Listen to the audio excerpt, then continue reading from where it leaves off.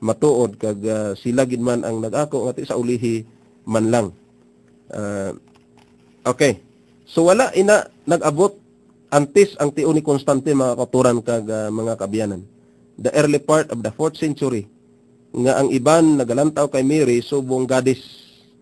Suno pa sa record sa librong The Catholic Encyclopedia, volume 15 maghapon mga kauturan, page 560. Suno pa diri, even at this period, such worship was frowned upon by the church, as is evident by the words of Epiphanius, who denounced certain ones of Thrace, Arabia, and elsewhere for worshipping Mary as a goddess and offering cakes at her shrine.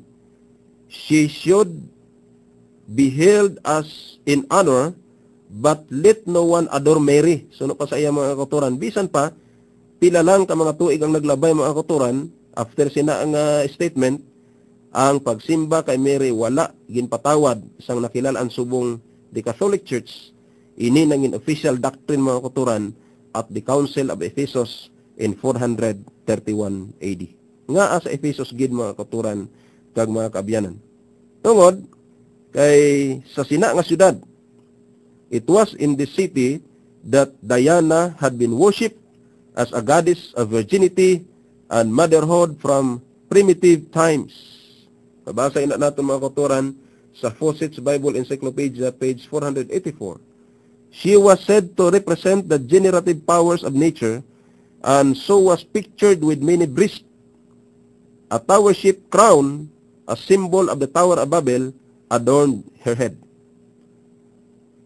Kag may isa pagid ka record mga kauturan nga gusto na kong basahon sa inyo, ining na-record sa libro manggihapon nga Babylon Mystery Religion, page 70 nagasiling, when beliefs are held by a people for centuries, they are not easily forsaken.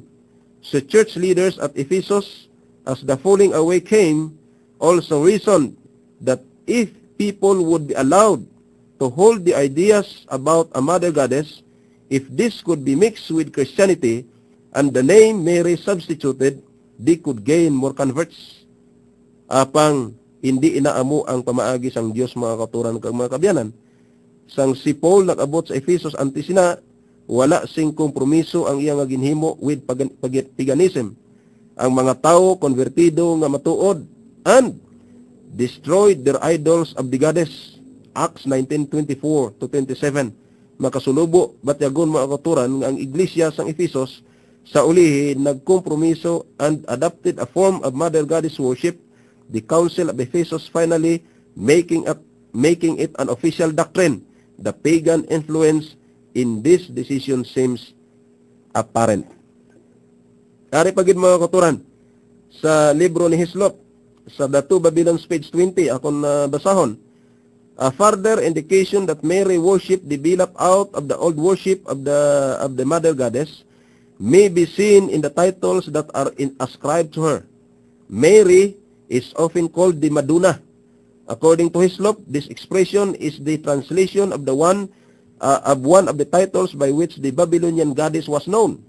In deified form, Nimrod came to be known as Baal. The title of his wife, the female divinity, would be the equivalent of Baalti. In English, the word means my lady. In Latin, mia domina. And in Italian, it is corrupted into the well-known Madonna. Para sa mga Phoenicians, mga kauturan, the mother goddess was known as the Lady of the Sea. And even this title is applied to Mary. Ina-apply man ni ang title nga the Lady of the Sea sa kay Mary, mga kauturan kang makabyanan, bisan pa, wala connection between Mary and the sea. Ang Biblia nagpatahag nga may isa lamang ka manugpatunga, mediator, sa tunga sang Dios kag sa tao. Kag suno pa sa 1 Timothy 2:5, mga kauturan kag mga piyanan, inaamo si Kristo Jesus.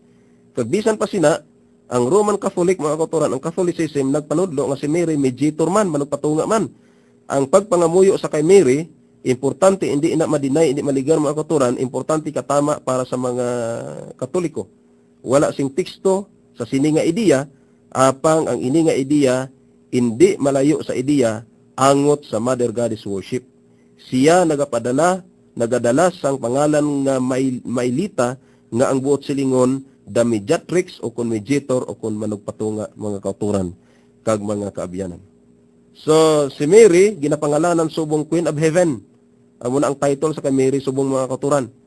Apang si Mary ang iloy ni Hesus, hindi siya Queen of Heaven.